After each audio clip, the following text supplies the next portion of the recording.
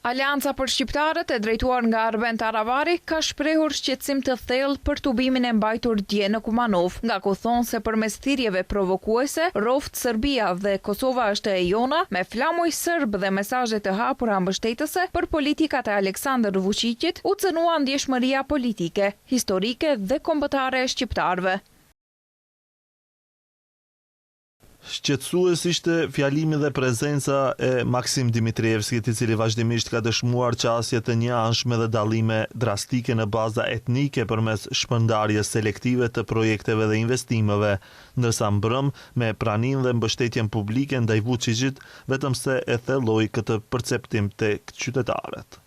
Në frymën e reagimit të ASH-s ishte edhe reagimi i BDI-s. Ish-Partia Shqiptare në pushtet i kanë cilësuar shqetësuese pamjet në mbështetje të Aleksandar Vučićit, të shoqëruara me thirrje kundër Kosovës. Sipas BDI-s, këto zhvillime vijnë vetëm pak kohë pasi në debatet europiane u ngritën shqetësime serioze se Maqedonia e Veriut po rrëshqet në ndikimin e konceptit të ashtu quajtur bota serbe, ndërsa pyetja e tyre ishte ku janë Vleni. Për këtë reagim pati nga partia në pushtet Vlen, nga ku ata thonë se Vlen është aty ku BDI nuk ishte kurrë dhe se sa më shumë që BDI përpiqet të flasë për ndikim serb, aq më shumë i dalin përpara gjurmët e veta.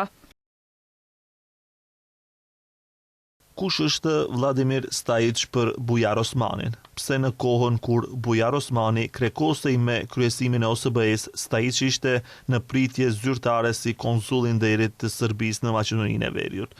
Shqiptarët meritojnë ta dinë të vërtetën. Sa herë që BDI pyet ku është Vleni, përgjigjen do ta merr prerë.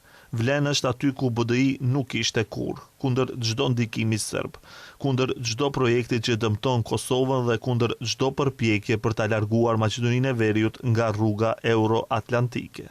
Nga Vlen thonë se atyre zhurma nuk u kryen punë, ndaj le të dalin dhe të përgjigjen për Stajićin, për fotografitë e për allazhverishet që po u dalin në shesh.